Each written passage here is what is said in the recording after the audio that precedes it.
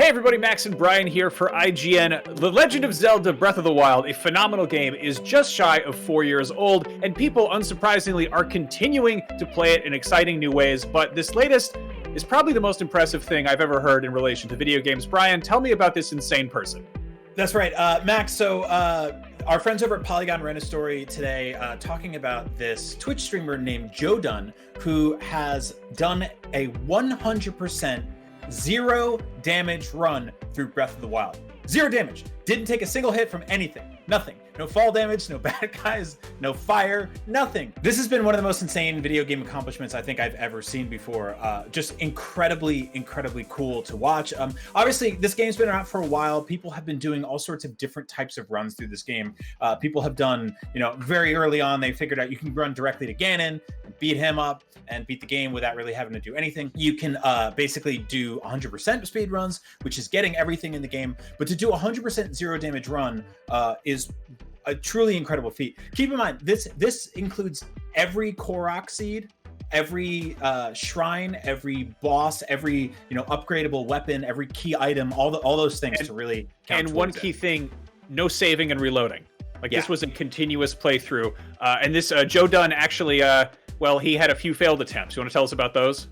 Yeah, so obviously this is not something you can really pull off on your first try, and because he's a Twitch streamer, there were several attempts at this, and one of them was 30 hours into the game. One of those choo-choos became electrified, and basically, because of the weird, intricate way the systems interlap in this game, he shot an arrow, which electrified through the arrow, caught back to Link. He lost a quarter of a heart, which for any of us just playing the game, we'd shrug it off. But for him, it just meant reset and start the entire thing over. Oh my God. Yeah. So that's, I think, something that's worth talking about is we see speedrunners with fairly linear games, burning through them. But the fact that, Breath of the Wild is this massive sandbox with all these different systems working in unison. This is just really astounding to see.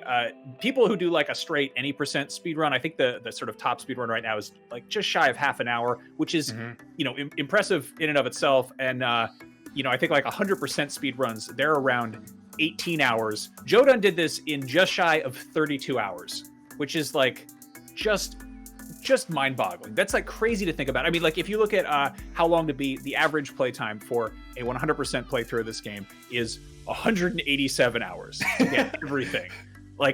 Anyone who's tried to track down all the korok seeds can attest. That is a time-consuming, golden turd of an experience. Yeah, I mean, quite literally, that is your prize at the end. And that was the thing. I love Breath of the Wild. I finished it multiple times. There's all sorts of, on the speedrunning community has found all these different ways to beat this game. One of them is actually two people playing with one controller, which I've attempted that at IGN. We did a video series on it called Link Together. We didn't speedrun it because that's hard enough to do just normally. And so I think this is incredibly impressive. What's really cool about this too is that next he's going to try the Master Trials, which I don't know if you attempted those. I first attempted the Master Trials selfishly on a cross-country red-eye flight and beat them in the middle of the night and started cheering and clapping, holding my Switch, waking up people next to me. The Master Trials are hard as hell. And he's going to do this or attempt to do this without taking any damage. Another really cool thing about the speedrunning community in general, just quick shout out to them. IGN's got much love for the speedrunning community. We've got a whole show where we show devs react to speedruns of specific games. I think a lot of people think it's a highly competitive scene, but it is, but it's also incredibly collaborative. joedun talked about how basically people work in unison to teach each other tricks and techniques, best ways to play and get through certain scenarios. It is worth mentioning too that he did use some glitches in this run, stuff like moon jumping, which allows. Oh well, then he's disqualified. That doesn't count at all. Completely, anyone can do that. Yeah, give me a, yeah, but he does want to try a version of this without any glitches whatsoever. And he said basically, he's been home during the pandemic, and he's got time to kill, and the speedrunning community has been loving and collaborative and cool, and it's just really fun to see everybody working together towards a common goal. Does he know that they put out more Switch games besides the Breath of the Wild and Snipper Clips since March 2017?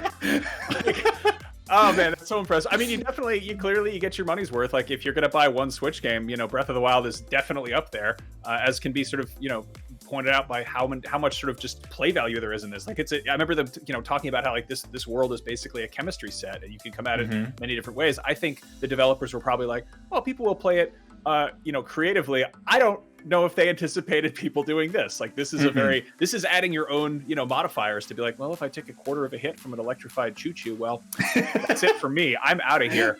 Man, that is really just phenomenal to see. Anyway, if you want more on Zelda, if you're stuck on Zelda, we have an entire massive strategy guide here on IGN. If you want to check out some speedrun stuff, we've got devs react to speedruns. If you want to see Brian playing Breath of the Wild with one controller, there's a whole series dedicated to that.